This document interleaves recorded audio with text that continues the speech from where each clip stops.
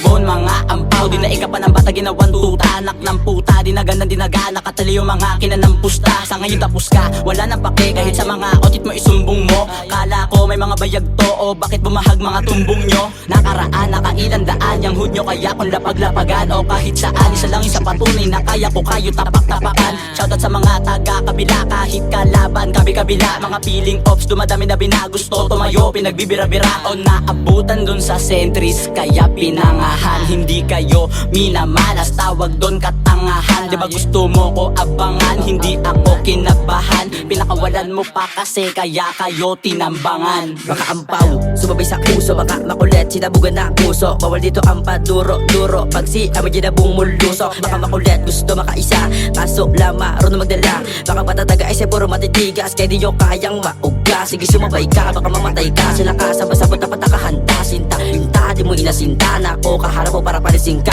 Dami na agbibilang galing, pero di ubra. Baka patataga ay di nyo papatumba. Kung mag-aburo ka lang boka, opo, para talagang ibubuga. Nakadang palihim, tapos ikutan yung mga mapupusok, kinalabutan. Makakalaban, inabutan, kaya maaga napungusan. Ito ay basbas, mula sa taas, kaya malabo nyo mapalabas. Malakas, pa sa malakas, parang glakto sa lakas.